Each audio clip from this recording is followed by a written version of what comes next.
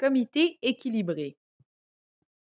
Le recours à des comités équilibrés favorise une meilleure compréhension du mérite artistique dans une multiplicité de contextes.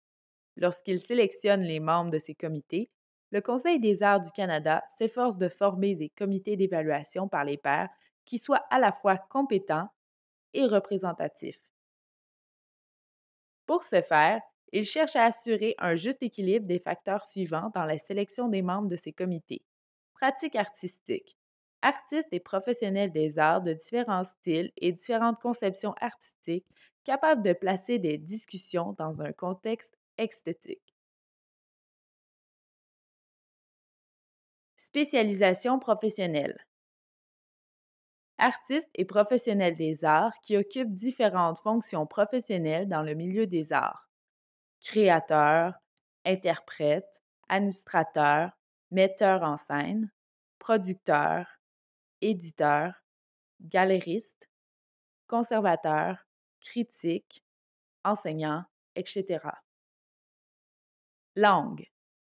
Artistes et professionnels des arts provenant des deux communautés de langues officielles du Canada, de même que des communautés de langues officielles en situation minoritaire comme les anglophones vivant au Québec et les francophones vivant à l'extérieur du Québec.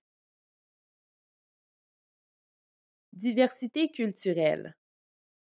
Artistes et professionnels des arts qui sont d'origine africaine, asiatique, latino-américaine, mixte ou moyen-orientale. Artistes et professionnels des arts autochtones. Artistes et professionnels des arts des communautés inuites, métisses et des Premières Nations. Région. Artistes et professionnels des arts de différentes régions géographiques et communautés du Canada.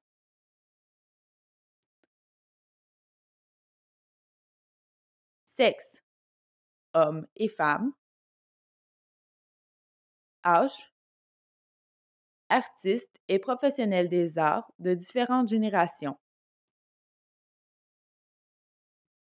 Le Conseil reconnaît qu'aucun comité ne peut présenter toutes ces caractéristiques à la fois, mais à plus long terme, il veille à ce que ces comités satisfassent le plus possible ce principe de représentation équilibrée.